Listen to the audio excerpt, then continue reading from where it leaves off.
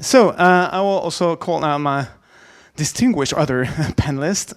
First, Leila, Kinney, can you join us also here in the table? So you're you're also the co-director of the CAST, but you're also the executive director of the Arts Initiative. Yeah, it's kind of a radical stage here. Be careful. Yeah, the executive director of the Arts Initiative at the MIT. You're trained as an art historian, but you embrace a lot of different topics, including architecture, social issues, media issues, and I think it's really interesting to have this broad vision about the field that we embrace. Then we have Sandra Boer. Boer, right? Didn't remember.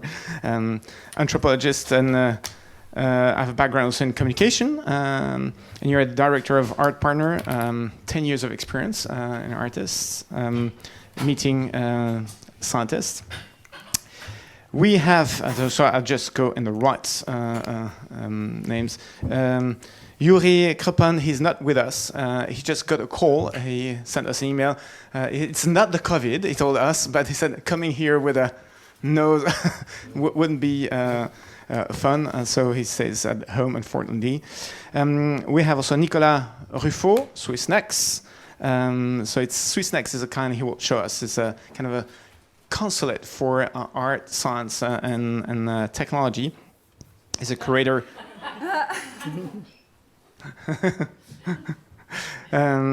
Has been a curator of many projects in different fields, underground, major institutions like Luma and others. Also writer of different books and papers.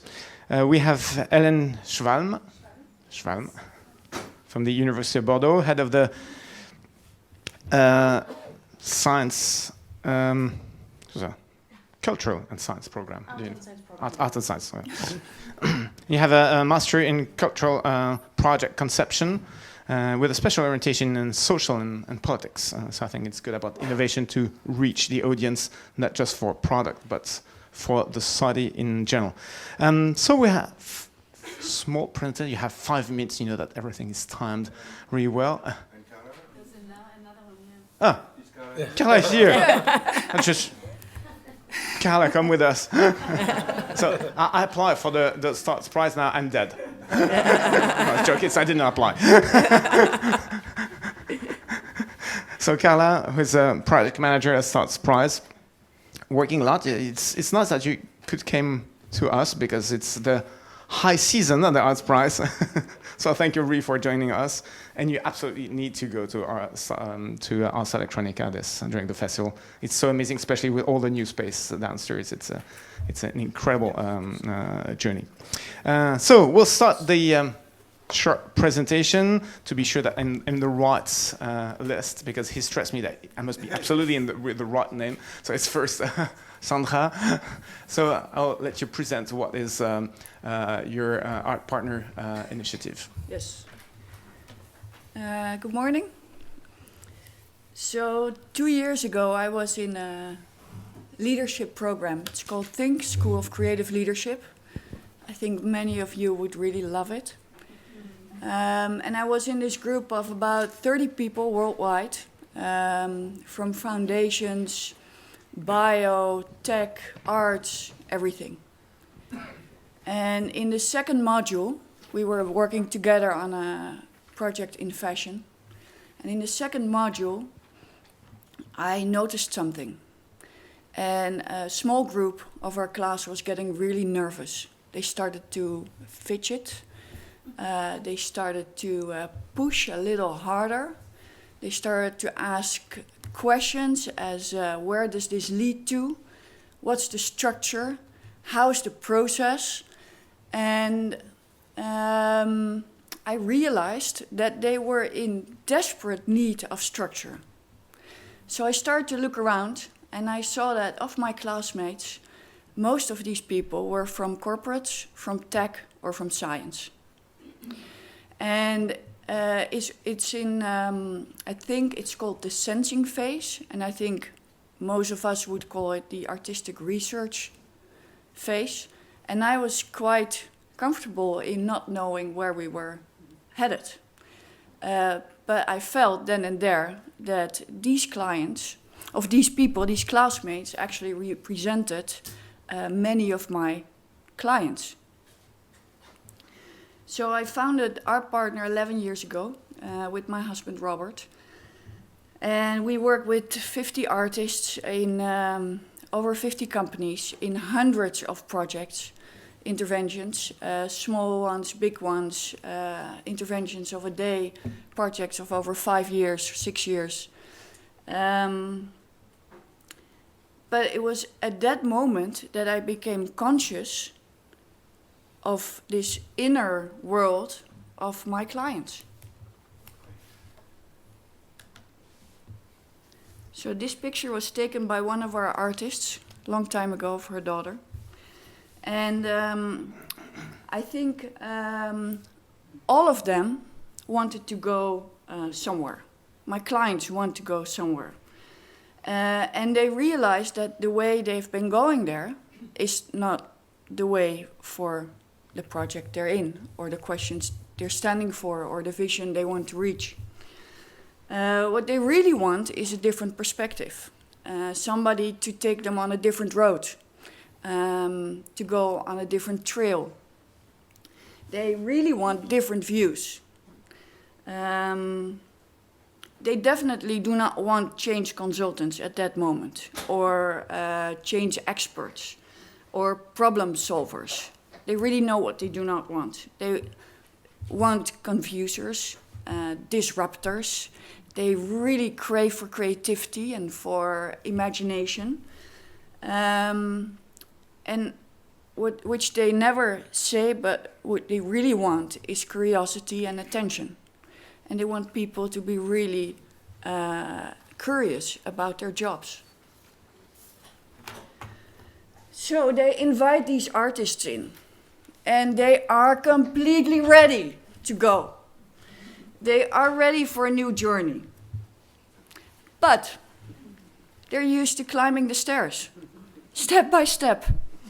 And they know in their minds that they should trust the process. But they get agitated, fidgeting, and somewhere along they start to doubt the process. And they want structure, and they need it. And the artist, many of you will recognize this, is very comfortable in not knowing, is exploring different paths and different routes. They go one way, they go the other way, they find out they are blocked, they will find another way. And they might sometimes lose the people on the stairs. So I realized that this is how my clients feel. And usually they do not have a rope. So that leaves us to act on this. Us as intermediates, as myself, but also the artist, realizing that this is on the mind of the people they work with. They might not tell you, but if you look, you will read the signs. And we did a research with the Zuid University of Applied Sciences. The article was just published in the Holland Management Review, so therefore not to be shared, but to be bought. In 2 months' time it will be free, I'm sure. And there's not enough time to go into detail, but we asked 30 organizations and 30 artists what would make a successful collaboration.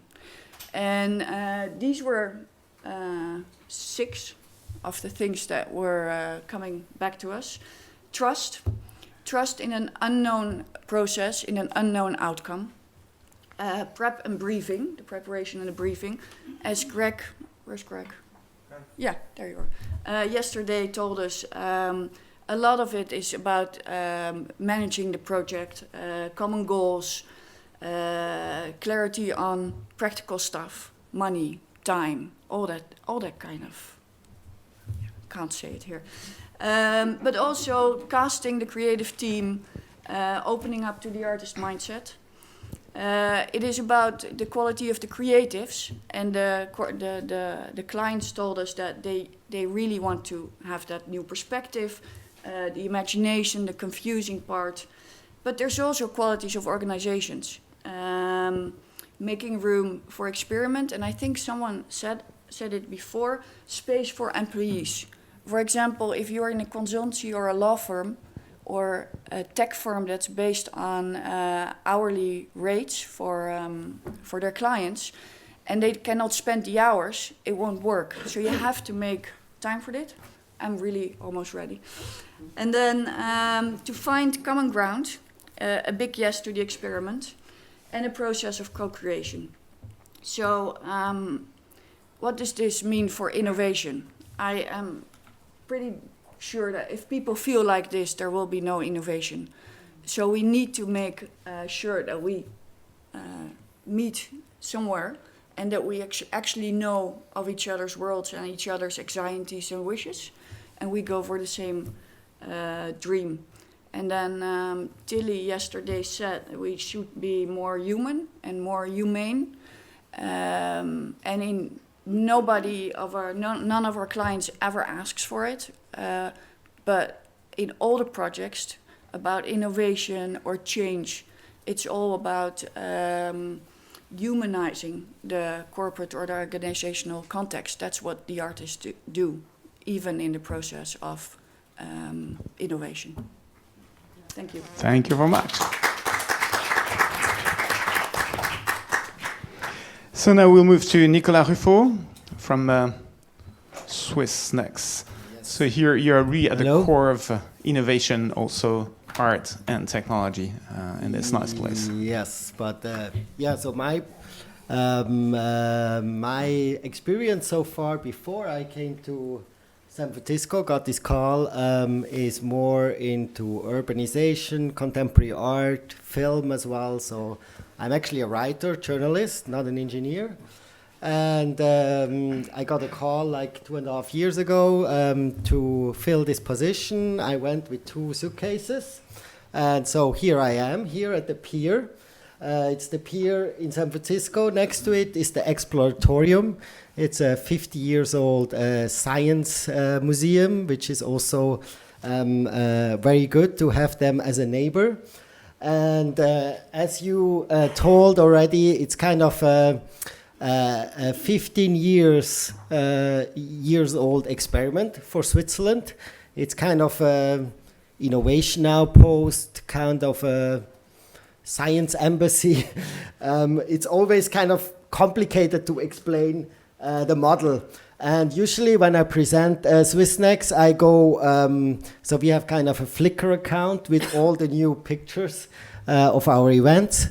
And so I just stuck in the plane when preparing this presentation with this picture of an event.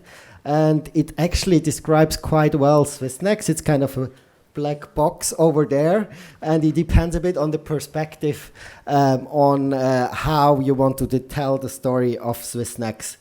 I see it kind of as a toolbox. So we have a lot of different partners. Maybe I should explain a bit also our funding model. So we are a public-private partnership. So we have 30% of our funding comes through the Secretary of Innovation, Education and Research, and 70%, so we have grown over these 15 years, comes from all these partners here. So we work with startups, with different programs, universities, artists, designers through the mandate with the Swiss Art Council. And of course, we have also other companies, like for example, the SBB, the Swiss National Railway, is also in our co-working space as one example. And then we have as well, we work with foundation, more like when we have like a project or another residency we want to fund. And yeah, of course, innovators as well. And so we are kind of a network, a decentralized network with the red dots. These are swissnex offices. So there are 5 offices, one in Boston near MIT, one in Rio, Sao Paulo. This is actually one in Brazil, one in Bangalore, India, and one in Shanghai. And the rest, there are science technology officers in embassies. They are also part of our network. We meet once a year, and we have also a monthly exchange about project. But the specifics of our program are mostly site specific. On any location has their own programming, their own mandate. One more. So we have. At the pier, I think the special thing about the swissnex San Francisco is that we have a lot of space. We have a big gallery, we have a conference space, we have a co-working space, and so this helps us to also find the right format if we invite artists and designers. So we do kind of accelerator programs with them. We are doing as well exhibitions with them. Now we just have an exhibition with Melody Musée. We also partner with other institutions as well from the Swiss network. So not far from here is the Centre Culturel Suisse. And we have this exhibition, it just closed now, but we had this exhibition together with them. Melody Musée is a virtual reality artist. She developed a piece where you can experience it as a multiplayer. And it's kind of a landscape with a lot of hands. So it's kind of a desert and you're building hands together, hand sculptures. And so it was pretty interesting to see as well with Paris how it grew. So of course, when it was night here in Paris, people were growing sculptures, and then when you were coming in the morning in San Francisco into the gallery, you have seen kind of new sculptures in this landscape. So yeah, that's kind of an example how we work as well with other institutions. Also, of course, a lot of local institutions. So we are actually never doing projects alone in San Francisco in the Bay Area. So we are also collaborating on exhibitions with companies like Autodesk. We have now a residency there with the Swiss designers. They are doing non-industrial robot practice, and so we are working with Autodesk with the robotics lab there. I think that's my final slide. So we are also over the year working with different platforms, industry platforms. So actually next week should have been the Game Developers Conference. It's the biggest game conference in the world in San Francisco. I had about a big delegation coming, so now everything is cancelled. I have a bit more time in Paris, which is also good. But so this is kind of an example. We're also working like with Sundance, the New Frontier. They have kind of a storytelling lab. So these are collaborations we are doing since several years and working with the institutions together to develop a meaningful works. That's about it. Thank you. So, thank you. Thank you very much. And if you have the opportunity to visit the place, it's really worth it. So the location is absolutely beautiful. Now we'll move to Hélène Schwalm. So tell us about your initiative in Bordeaux. Hello, thanks for inviting me. I'm Hélène Schwalm. I'm in charge of the Art and Science program for the University of Bordeaux. You can see a picture of one of our residencies. It's seeding innovation, so I chose the picture. And it is important for me to introduce you my university first, because the particularity is that I work for an innovation department. Art and Science program is part of innovation department, and it means something in a university. And because the University of Bordeaux is a large multidisciplinary university, because it's nearly 53,000 students, 4,000 academic, and one of the main things is that and it's really important, is that we don't have any fine art faculty in our university. So for the Art and Science program is basically a visiting artist program. Just to present you in few words my department and my office, we are dealing with one objective, is how to intensify innovation. And we have two different offices, one which is in charge of transferring innovation with companies, and my office is really about create new opportunities. I will explain you a little bit later. The objective of the office is really to design new programs that are relevant for the innovation system. Basically, for us, as a huge university, breaking down the university silos is really the beginning of kind of innovation, just to make people work together and create something. And the Art and Science program is really about that. It's really about working with our communities and with partners as well as artists. To talk a little bit more about the program, the purpose of the program is really about stimulating creativity.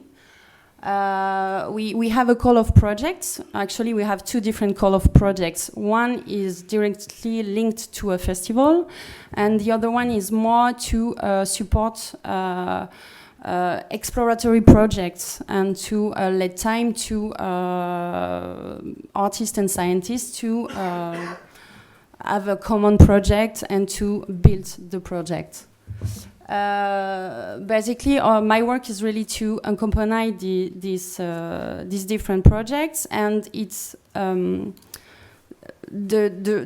role of the office is really to create the conditions. With the support, is really to create the condition of the innovation and of the creativity, and actually, it's really initiating this and to let innovative bubbles live into the university. Just don't be scared. Just just to show why for us what are our outputs. Just because we are a university, I have to count some indicators from our labs, and as you see, we have scientific publication, we have patent application, but it's not the point. Actually, it's kind of side outputs. I mean, I had to create my own indicators actually, because it's really about creativity by initiating collaboration. As I said, it requires a strong support, because my role is really, I act as a matchmaker. It's really about decompartmentalizing actors and disciplines, how we can make people from a laboratory, for example, in technology, and to work with another laboratory with humanities. And it's also a lot about removing administrative constraints, I have to say. And the fact is that we have this technological innovation, and sometimes a beginning of organizational innovation. I remember a scientist who wanted to have the artist all the time in the laboratory.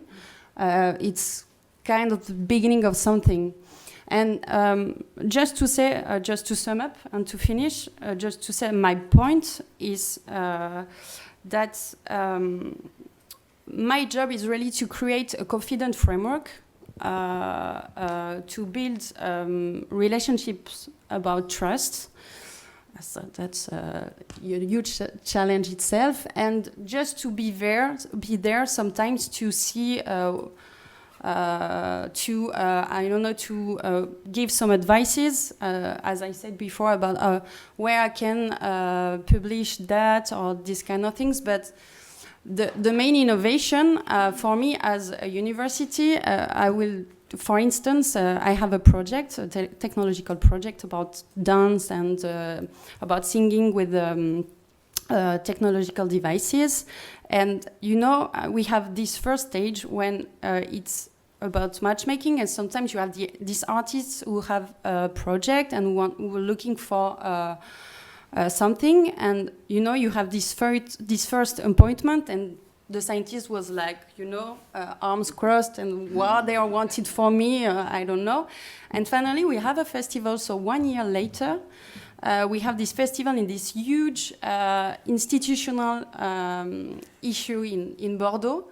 And I found this scientist with this all-access code in the cultural center with this big smile, and he was in the other position.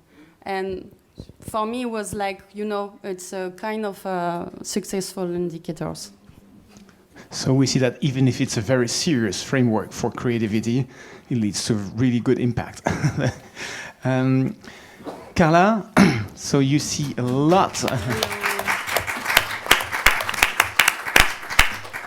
So you see a lot of project with at Ars Electronica. Yes, I'm here today shortly to talk to you about one of the initiatives that Ars Electronica is doing which is having a residency program, and it's called the European Artificial Intelligence Lab. And it might make clear some of the approaches that Ars Electronica has towards dealing with innovation and art and science collaborations. So Ars Electronica has been, the clicker, thank you, sorry, has been dealing with art, technology and science for 40 years. And I guess one of the main questions that Ars has always been posing is, how will our future look like, and how do we want our future to look like? Especially when you deal with all this emerging technology, how can we make sure that our humanity doesn't stay somewhere behind? And this is one of the reasons why we strongly encourage artists, technologists, and scientists to work together. Because we believe that art has a very, very strong function as a catalyst for what's happening socially and in society. We believe that artists can be really sensible to that. And we also believe that the outcomes that we see can be really valuable for policymakers when we decide how we want our future to, in the legislative way even, how we want to develop technologies, especially within Europe. And we have the possibilities to invite policymakers to all our events that we're making, which is really great. So the humanitarian aspect, I will keep really short. Incredibly important for us. So this is why we funded the along a few years ago, the European Digital Art and Science Network that was that Ars invited together with a few great corporations, CERN in Switzerland, the European Space Agency, and the European Southern Observatory, and later also Fraunhofer Mewis joined as a secret partner, more or less, to invite artists to join these corporations and work there, and not throughout one stay, but they had like an initial visit where they would first meet the people they would cooperate with, then have time to prepare at home, and then come back for a lengthy residency, and then also in the end present their projects at Ars Electronica to reflect about them again. Not surprisingly, when we evaluated these residencies, we came upon the very same results that Ariane also presented yesterday, and that you in part, Sandra, mentioned earlier, that of course there is a huge need in trust, in openness from both partners. They both need to be really willing to understand each other's work and to dive into the other's work. And also, you cannot treat artists and scientists as homogeneous groups, because it's very individual qualities, the individual qualities of artworks that you see and need to connect to qualities of each scientist. And just as each person is very individual. And of course, the wish was there for a common language, which I'm sure is, you can't just create one, but you can try to communicate in a way that both parties or all three parties understand, depending on how many people are involved. The also big issue in the outcomes is that we saw a huge potential in STEAM education. So the results can be really nicely presented and used in educational programs. And one of our big points is that we also want to strongly involve the public in the results, in showing them, because we think that by educating is such a bad word, but like opening everything to the public, they might want to become curious or want to delve into these topics themselves. So this is a crucial point in our programs, the engagement of the public. So the European Digital Art and Science Network has ended, but our new project is the European Artificial Intelligence Lab, which deals with artificial intelligence, and we have 13 European cultural partners that have opened their doors to artists. And the main points that we have are educational events, where we want to really reach out to the public, networking events, of course, between all these different players that come from various fields of culture and not only technology. And of course, the Lighthouse residency programs. Yes, I guess I made all the important points. Thank you very much. So I must confess that I will be totally biased when during this roundtable, because I'm leading the founder of the EPFL+ECAL LAB. It's a design research a lab from the Swiss Federal Institute of Technology in Lausanne. We have also artist residency. We're the partner of START's residency, so we have also artists in residence. But we try really to bring new technology and see how we can bring meaning to this technology, how we can study also the perception of the end users. And so it's why we're really focusing on innovation.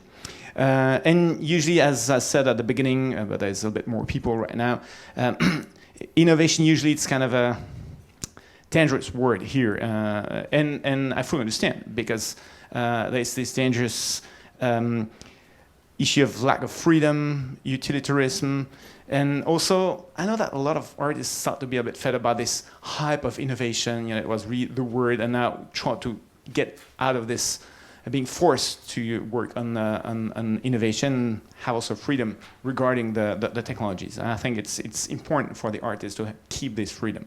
But I need also to be a bit provocative. That's a big question. Okay, we need to have the whole freedom for the artist, but on the other side, can the artist leave the responsibility of innovation only to the engineers and the managers? That's, I think, a big question. My first background is engineering, so I can be also self-critique.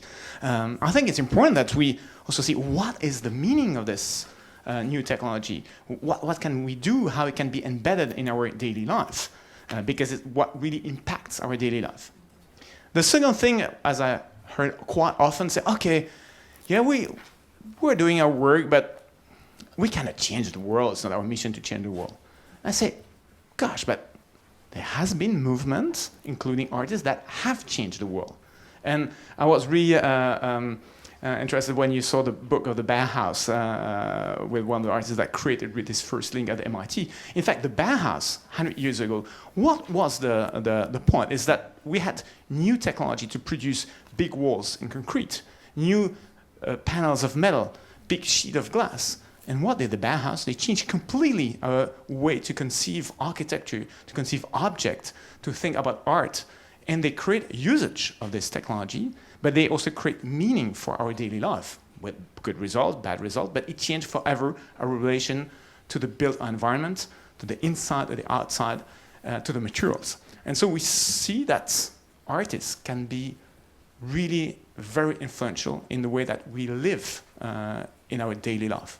We had the same change in the late 60s, beginning of the 70s, with all what was going around the hippie modernism, changing the big industry of the computer industry from the big big computer to distributed network exchanging, involving really the people. And I think this was also a big change in the history. So artists can have impact on our daily life in innovation. But how? And that's, I think, the big question.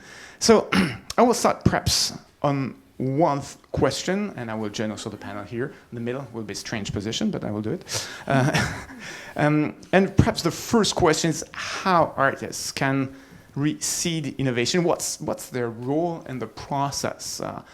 Where they need to come in? And I think this is a big question. Perhaps one thing is about when we think about innovation is there's a lot of definition. One thing for me which is important is that we think about the new ideas, the creativity, but also about the adoption. And that's, I think, one of the key things on innovation. It takes into account the adoption by the users or by the large audience. So what is really the role of the artists in this process?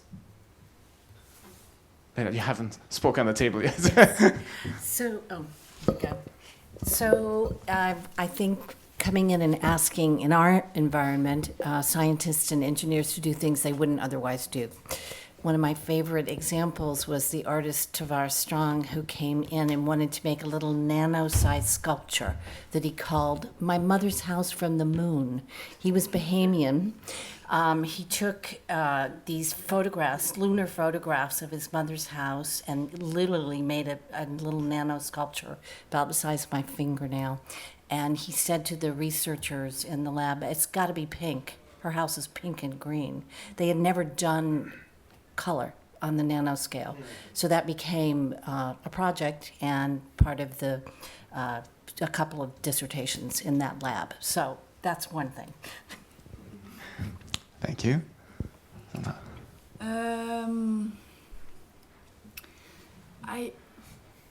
I think it's always in co-creation. So, for example, we were asked for the VU Medical University because they were not inclusive enough. And the artist, she first did her research and then she gave back all her findings in a big intervention, which is shown online in a small movie. But what happened was way more interesting. After the intervention, students and teachers stood up and they told the director, if we can discuss this topic in this honest way, then we want to be a participant. And this led to a 5-year co-creation process where the artist was working with the students and the teachers on finding new ways of teaching, on finding new entrances for the practical, how do you call it, the practicum? The practical teaching for extracurricular activities. So this one intervention woke them up. And by waking them up, people are in an action modus. And then if there's somebody who will feed into that action modus and actually support the way that they could change the educational system, then we're starting to innovate. And it's not technical innovation, but it is very much innovation. And you're in the field also of music personally, so you're also a practitioner and you see also what is happening at the academic level. How do you see this in the field of more of music and sound? Well, again, I often see, and outside of CAST, I'm often having conversations with Berklee School of Music across the river and trying to get programs going where coders at MIT are working with practicing musicians, because I think what happens with a lot of artists is, similar to Leila's example, artists have things they want to do, but we might not necessarily know if it can be done, which is an advantage, right? Because we're not limited by being inside the box of the possible, but we don't have the means necessarily to do it. So sometimes the pairings, this is where co-creation comes in. It turns out there are lots of things that coders or makers can do that they don't necessarily know, say, a musician or a visual artist or a dancer could find useful. So just on that very practical level, if you make these pairings and you get people in the same room, I think that's part of it. But I also have been very interested in watching the exchange with the lab I mentioned, with Marcus Bühler's lab, because they were doing things where they got kind of obsessed with sonification. So they were sonifying proteins just to see if they could extract a certain kind of data or look at knowledge in a different way from that. And then at some point, I think one of the graduate student musicians they were working with said, well, what would happen if you made a protein out of music instead? So then they started making synthetic proteins from sounds. And, that's, I don't think they've come up with anything particularly useful in that regard, but they've come up, but what happens is when you start generating, this is a bit of a cliche, thinking that is not goal-driven or not sort of like hitting a target, but just kind of that the play of ideas itself is useful. Artists are familiar with that in their own ways, just strewing ideas about and going, okay, this works, this is crap. And in the lab, where everything is so directed, getting labs out of that kind of directional thinking, I think, leads to innovation. The protein is not called COVID. No, the protein is not called COVID, and that's not the virus. No, right. Yeah. Nicola. I also would give an example which is, I think, the other way around. It's kind of innovation empowers the artist. So we started a program this year, we just did in January, for artists and designers working in technology who have mostly practice in galleries, in the art context, in design galleries, and they can't make a living because of the art market is not, of course, buying big robots installations, or at least from their point of the career. And so we were working with them on generating kind of a revenue model. For example, AATB, this designers working with robotics, buying first generation robots who did very automative tasks, and reprogramming it for gallery exhibitions, for various creative tasks. And so they were in, this year they were at Autodesk with us, and they are now working on a solution for the film industry with their robots. So they somehow can create the revenue besides their gallery practice. And I think this could be also kind of a way which empowers artists to also have time afterwards for their artistic practice. Perhaps, Hélène, do you have also this kind of reverse model that you? Just a comment. I think there are less and less borderlines between positions. For example, I have an example of an artist who is actually the head of the networks. Actually, is leading the innovation process. He considers that in the university, and there's a lot of potential contents and potential people to meet, and I think is really leading the innovation process. So I think it's not only the artist and the scientists. Sometimes scientists are, they like that they don't have to deal with this part of the process.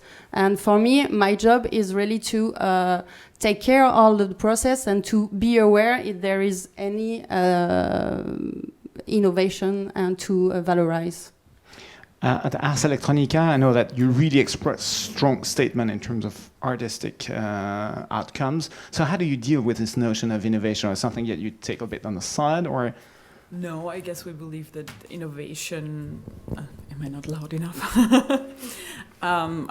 I guess we take the stand that innovation comes from the process and from the communication, and it's something that needs to grow and not something that you can force there into something. So we don't, I guess you can't say we want the piece of innovation. You say, okay, I will bring these people in a communication together and see what the process brings. And usually, what the mindset of the artist? It's something that they have in mind at the beginning, or part of them, or? Of course, they're very curious. Mm-hmm. I mean, they wouldn't apply for such programs if they weren't inherently interested in, for instance, at CERN or in astronomy with the space agency.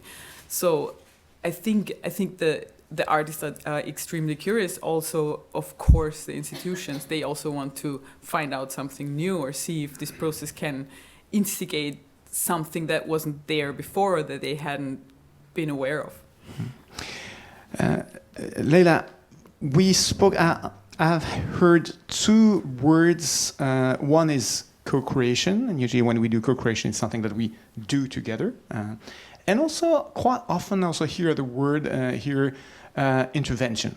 Usually, an intervention of an artist is something coming at one specific point in the project, and it's not the same as co-creation. And it seems that you have kind of contradiction between these two ways. How do you see it in practice at your center?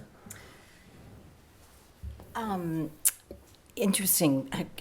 We have a co-creation studio, actually, in a program called the Open Documentary Lab, and they've just written a major study of co-creation. It's called Collective Wisdoms, the title of it. And so they have looked at various practices. I think co-creation is defined by duration, and it's defined by, frankly, a kind of democratic structure among the participants. And it is very much an iterative process, which may be different from that sort of provocative intervention that I just gave in the previous example. I think more and more people are interested in this. It's going to be interesting to see how the art world with a capital A, adapts to that, because it is so fixated on authorship, even though for, hundreds of years, artistic production has been collective and is collective, but the market has generated that sense of authorship. So I think the interesting thing about co-creation models is that it can also really change the language, the reception, and maybe even eventually the market within the art world. We'll see. I think this notion of authorship, we had a discussion with Daniel Simbieda yesterday, and said that we should create a first framework so that it creates an easy relation between the different partners, because sometimes it's blocked at the beginning because of this notion of authorship, IP, and all these kind of things. I should just say that Collective Wisdom report is available free online. If you just Google it, it's, I can't remember the website, but Collective Wisdom. Mm-hmm. Karla, what do you think? It's more at Ars Electronica and the residency that you follow intervention, or really co-creation between this disciplines, between the scientist and the artist? It's really hard to say. We've had both. So there have been intense relationships built between scientists and artists working together. Not so extremely often that scientists actually went to visit the artist in their studios. But then there have been like punctual. I remember at CERN there was this point where they just had a completely spontaneous meetup with the scientists and did something crazy. But yes. I don't know. We'll move to something which is, I think, unbalanced between usually the artist and the scientist, is the production of knowledge.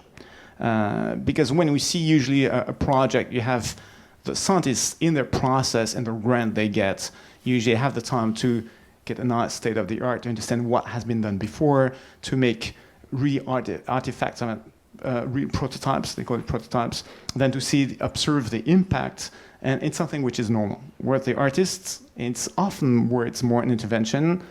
He produces his artwork, which brings his freedom, but then he's not allowed to produce also this knowledge, which at the end, when we're doing innovation, it's an imbalanced relation because one is reproducing the knowledge and the other bring a new vision but doesn't have this knowledge. How do you deal with this? Is it a concern or something that has been... Yeah.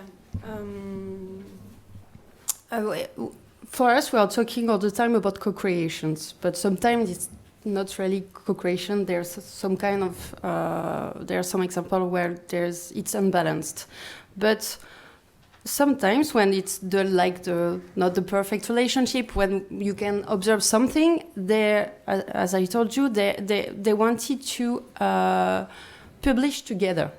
And so it's very interesting because they ask me where I can publish, because for scientists it's really easy to he know where he can publish his own publication on his newspapers, and for the artist is something different. But what I can see with the evolutions is that they want to publish together.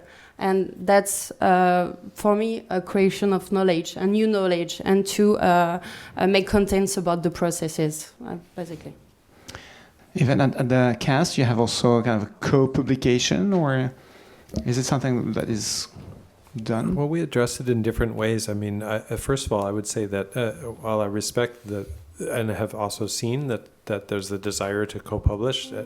If I can just speak from personal experience with the Saraceno project, actually, it was pretty interesting because the lab I spoke of has generated several papers, and they want to put everybody on as authors, including Tomas and the musicians that work on it. And artists sometimes can be forgetful about that in odd ways, about giving credit. But I also think that, say with the project that I showed that I was personally involved in, the arachnodrome, at least speaking for me and the other artists, we weren't so interested in knowledge. We were just interested in doing art. And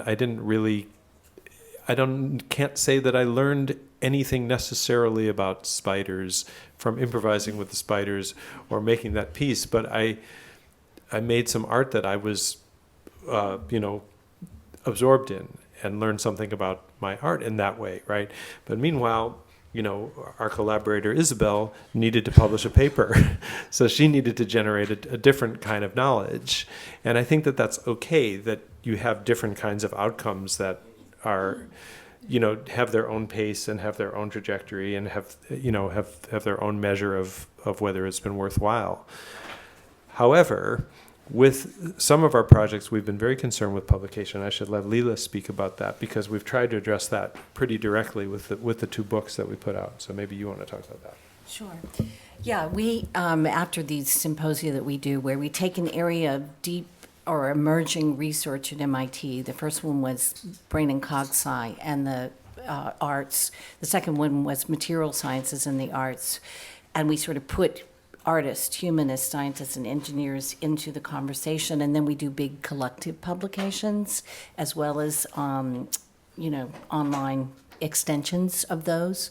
And most recently, we also try to make the books themselves multi-dimensional in a way. So the recent Being Material publication has an online component as well as it's a book, and in addition, it has a kind of interactive cover that generates music. You have to explain how you did that, but you can scan it with the phone, and it has. So it's an object. We wanted something that was both digital and material. So the object itself tries to embody this multidisciplinary group of people that created the knowledge of various kinds, and we try to put it out in various platforms.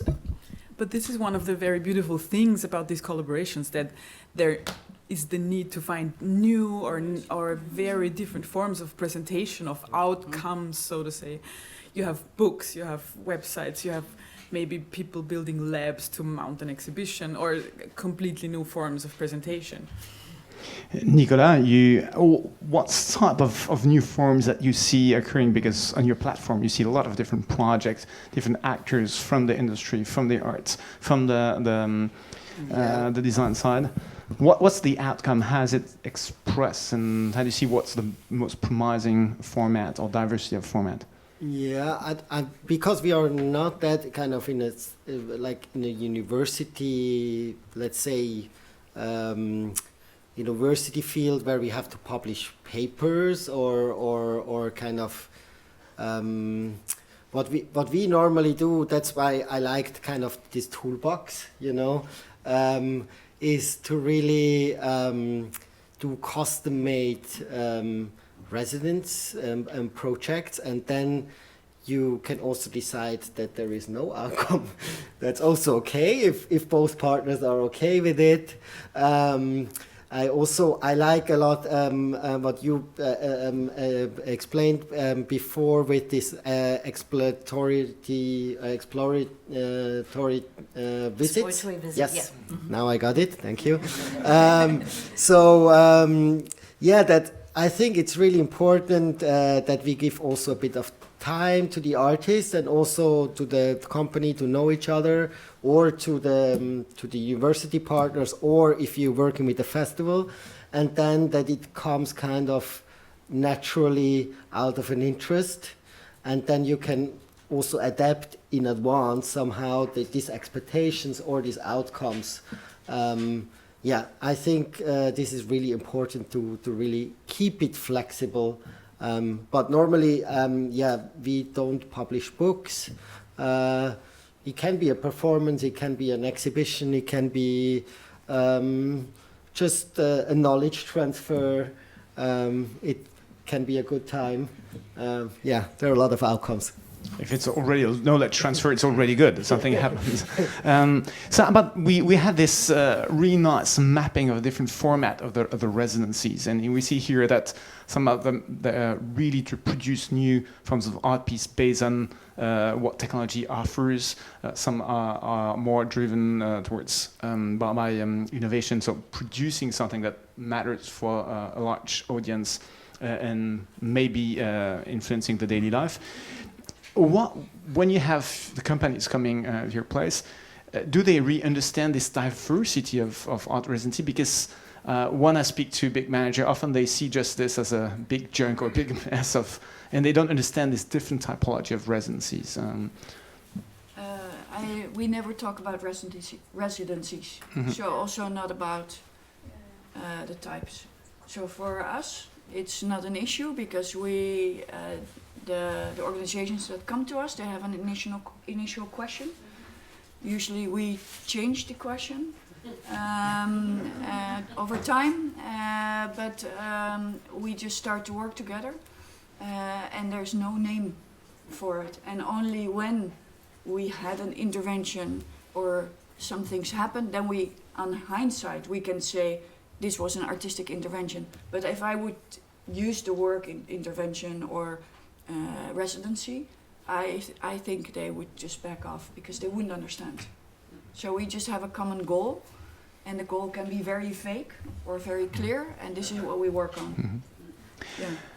So I think we'll open to the question to the audience.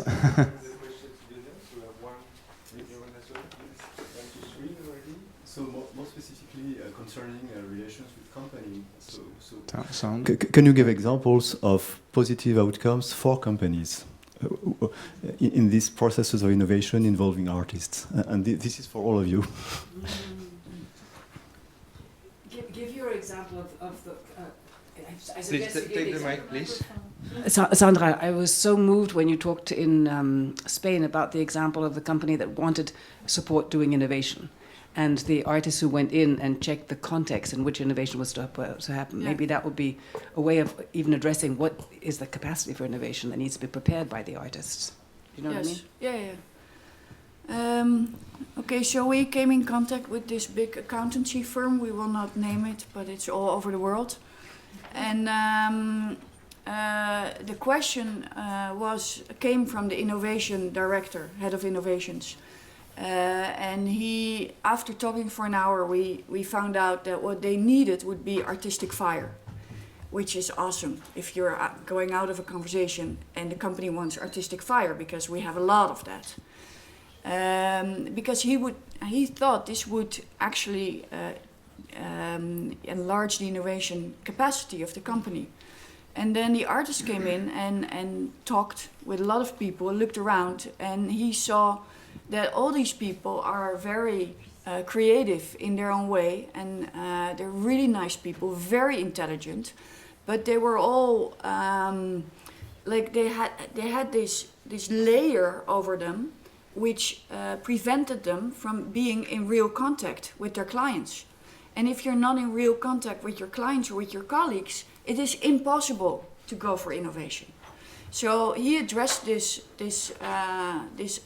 layer that was underneath, and we developed a program, Into the Light, which is now followed by 700 employees, of stepping into the light with your personal story and connecting through these stories. And then one of you said about how do you connect the different parts of your university, and this is what's happening now in the company, because people find each other on a personal level, and that will make the step to innovation or to change or to new products or whatever way easier. So that was your... So we have there are so many. There are so many questions as well. Yeah, it's a question maybe to Hélène and Ivan and Leila. Just to understand how does it work within the universities or academic institutions. Who was the initiator of this project or program, or I mean, has it started from the university itself? Was it your initiative? There were two conditions in 2014. There is the merging of the university.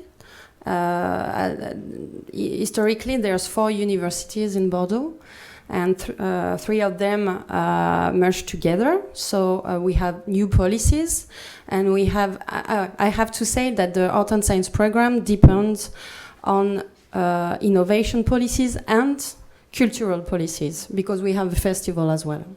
So in 2014, there's this first condition, and the other one is about fundings, because we had this big investment planned in France called IDEX, which is a huge program to develop internationalization, partnerships, relations with companies.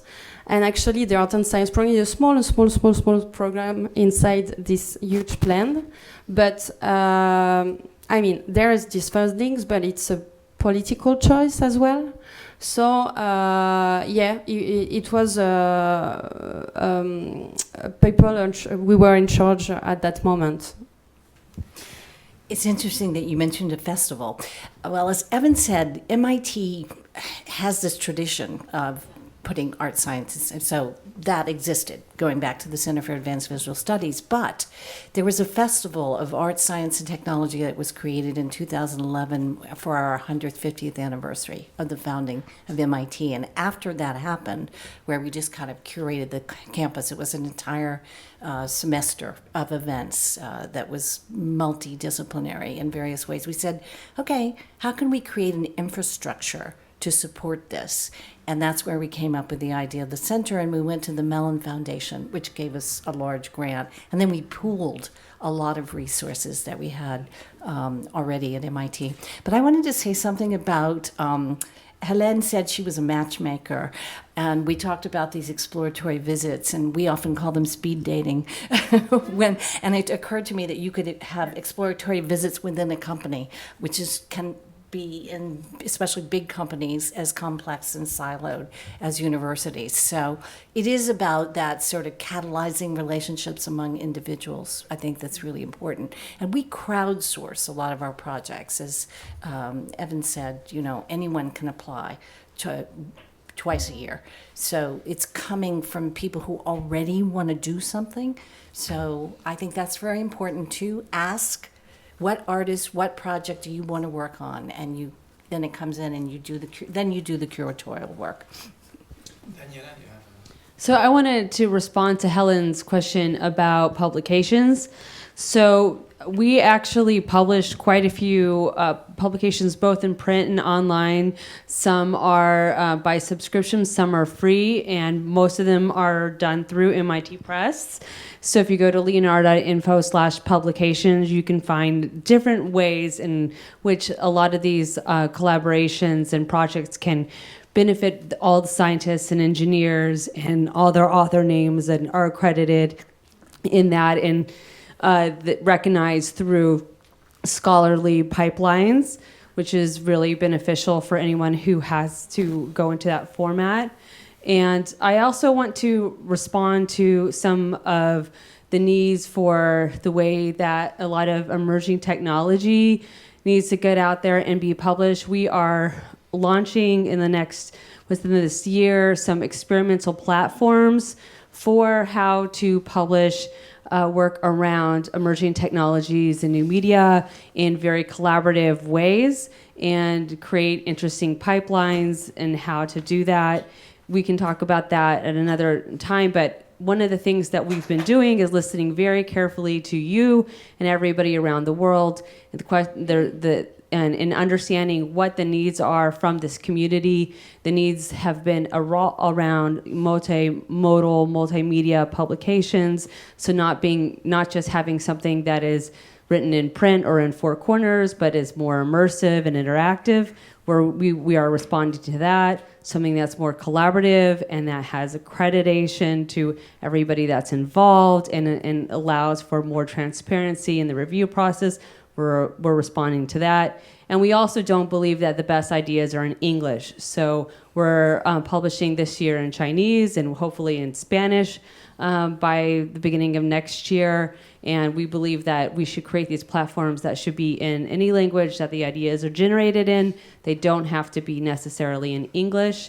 So I think that when we're looking at these residencies all over the world and the way that these collaborations are occurring, we also have to think about how do we actually make sure these ideas are disseminated and elevated in a credible way, in a thoughtful way, in a way that supports the community, and really is a way that we can all connect together. And this is where Leonardo, I know, has been really thinking forward and how we can respond to everyone's needs in this process. So thank you for the remark. Last question from the audience. Yes, please. Yeah, I have a question about potential methodologies that can emerge from processes of co-creation. So a lot has been said about what happens, in these fantastic interactions between artists and researchers and scientists and so forth. Is there any effort that any of you are doing within your spheres of actually registering, actually thinking through what methodologies, how these can be recorded somewhere and then potentially used or be reused by researchers or academics themselves, on one hand. On the other hand, maybe looking at interventions and observing these interventions, so beyond the co-creation process, and what happens there too. Is there an experience, for example? Is there discursive relation that can be established? And what happens with all this? So it's all very interesting in the moment, but what stays? And from an academic perspective, is there any hope in methodologies, pedagogies, and so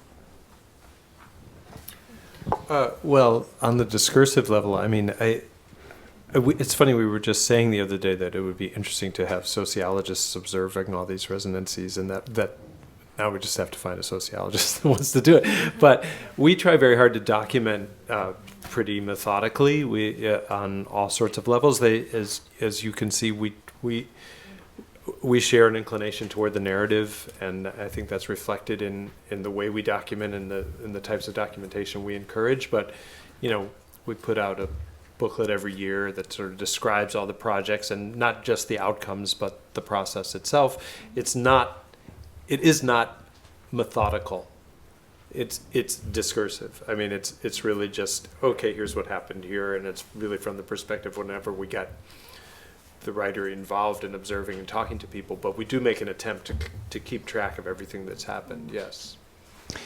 If I could just add, there is in that collective wisdom study, there are examples of methodologies, there are examples of contracts among participants. There's a lot of good material in that. And if I could follow up on the MIT Press thing, there's one of the things, I don't know if you were talking about Arteca by any chance. This is an online platform where the MIT Press is trying to capture, I don't like this word, but they call it gray literature. So some of these residencies, it might not go into a peer-reviewed journal or so forth. They may be process documents, they may be dialogues or so forth. And so it's a way to publish online this kind of sort of liminal, I guess I would say, in the world of publication accounts of these processes. So that might be something to look into as well. Yeah, I would also underline that there is several publications. Ariane has done several. We also did one with START. And we hope also that the material coming from START residency can be studied by others to create, because we have a lot of documentation on this. I think this is also a call for the people who are interested to work with this material and study a bit more this relation. We'll have in front of you to close the answer, so I will make a last round here. And I'll just make one remark, just to provoke your last sentence here. You know, in science, we observe on the campus, the EPFL, we have about 2,000 PhD on the campus. It's quite a wide company. I think that often people say, oh, you have the pure scientists, and then you have the applied scientists working as kind of dirty stuff with the companies. And in fact, when you really look at the publications, the outcome, the licensing thing, it's wrong. What we witness is that you have the good scientists and you have the average scientists, and the one who create good science and read disruptive ideas with a huge number of publication and good publication, they also produce a lot of startup companies licensing and thing. So I would like perhaps have your input on this with the artist, because often I feel that in the arts, you have the pure artist and then you have the, I would say, dirty artist, the designer working with the industry, and that's, you know, kind of not bad. So the question. So the question, the perception in an artist, how can an artist work so on the pure arts with a big A, but also work perhaps with the industry or with the companies to say, now, yes, we can influence what comes in our daily life in terms of innovation, and don't leave this, that was my first question, just to the engineers and the managers.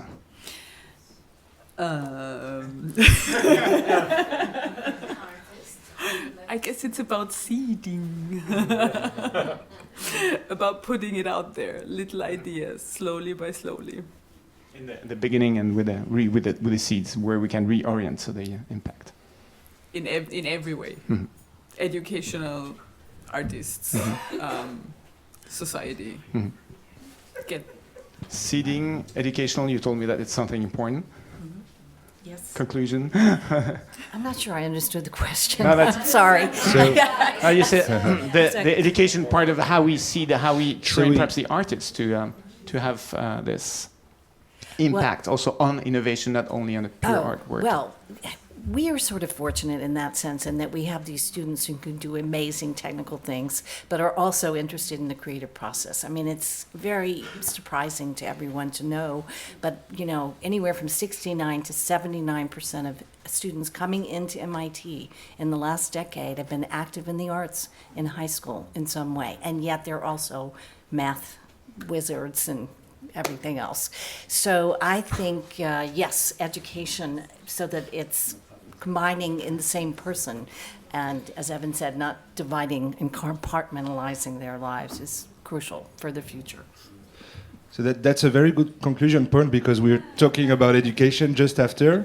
We have just 20 minutes to take coffee. We were talking about fertile space, and I think we can find trust in the coffee session now. And let's be back here in 20 minutes for the education session.